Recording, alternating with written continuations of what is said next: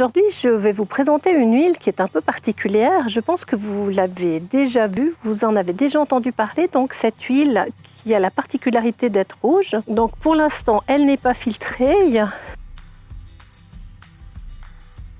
Suivez-moi, nous allons cueillir cette plante également appelée l'herbe de la Saint-Jean.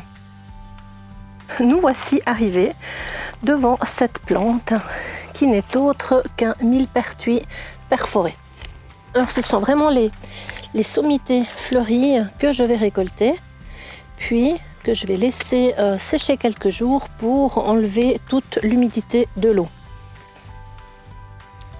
Si je vais écraser entre mes doigts ces sommités fleuries, il va s'y dégager, vous pouvez essayer une odeur qui vous rappellera un léger parfum de pêche.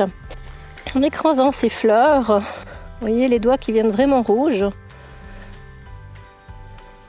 Si l'on prend l'une de ces petites feuilles et qu'on la met en contre-jour, on y verra une quantité de petits trous. Dans ces petits trous, vous devrez voir des glandes translucides. Ce sont justement elles qui sont remplies de cette essence odorante qui deviendra ensuite rouge entre mes doigts. Il existe dans les Alpes un peu plus d'une vingtaine de variétés de millepertuis. Et le millepertuis est justement pour moi un remède. Là on en voit encore toute une série de fleurs que je vais récolter. C'est vraiment un remède polyvalent.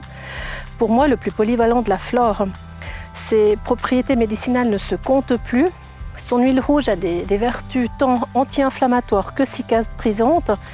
Et en cas de trouble du sommeil, on peut infuser 10 minutes des sommités fleuries et on compte environ 20 grammes pour 1 litre d'eau chaude.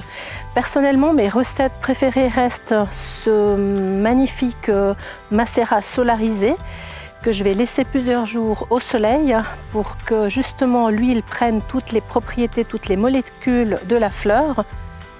Une contre-indication qui est relativement importante par rapport à cette huile, c'est qu'elle est photosensibilisante.